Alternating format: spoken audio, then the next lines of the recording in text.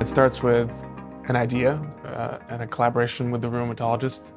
You know, we think about kids with arthritis and we think about how we can better treat them, how we can better decide which treatment they should get. And then we plan about what we can do about that practically, where we should look, what we should look at. We have a wonderful collaborator, and we take kids with arthritis and we get actual biopsies from their knee, which is rare.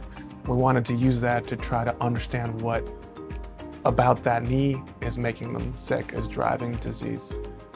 So there's a lot of meetings, a lot of planning, and then you have to actually execute. You have to recruit those kids, you got to get those samples in, digest them, do your analysis on them, figure out what might be actually contributing.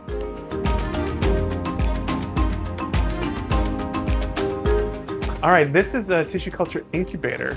So cells in your body like to be at 37 degrees and pretty warm and have a set amount of oxygen. And this mimics that environment, so that when we take cells like blood out of your body and we want to look at it long term, we can throw them in here, keep them alive, keep them healthy for a long time. So these are biosafety cabinets, and what they do is they protect the tissues or blood or whatever else we collect from patients, and they also protect us from those things.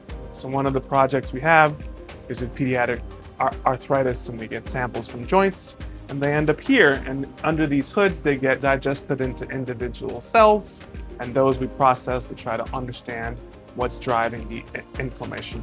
So this is a refrigerated tabletop centrifuge. What does that mean? It's something that spins really fast. So when we want to take cells again from your body, and we want to make sure that we only look at the cells and nothing else, we put them in these tubes, we spin them really fast, and all the cells end up on the bottom. And that way we can remove the liquid, remove the serum, take away whatever they're in, and that's how we wash and clean stuff. So this is a good way to go from blood and separate cells and serum. And the cells, we can look for cells that are causing inflammation. And in the serum, we can look for stuff that's being secreted in the blood that could also be causing inflammation. Something that my lab does a lot is single cell work. So we try to look at one cell, because that one cell might be important. It could be driving disease. That's the whole idea. This is a machine that lets us trap those cells in their own little bubbles. It's called a droplet generation machine. It's kind of on the leading edge of what we do. So basically we take a little sample, we take a digested piece of synovium from a kid with arthritis, and then we trap each individual cell in these bubbles, and then in those bubbles we can do more complicated science. We could ask which genes are being expressed, which proteins, how is that cell different, how is it potentially causing disease. This is a gel electrophoresis station, and this is where we do our DNA work. So a lot of the time we want to look for mutations that might be causing disease.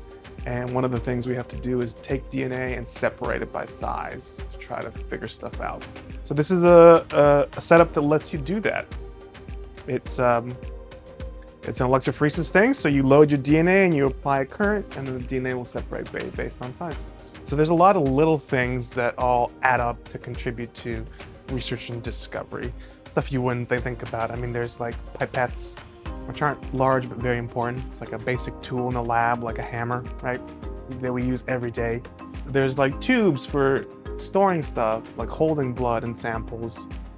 Bigger tubes, smaller tubes. There's magnets, there's all kinds of holders. These are all little pieces of research that is really important to driving the discovery. We can't do it without it. They all contribute.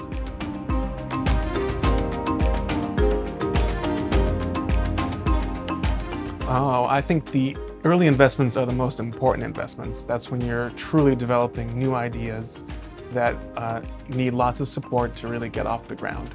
An established idea, something that's already known, is easy. Everyone can believe in. But a new idea that could be truly revolutionary, that takes early funding from people like NRF.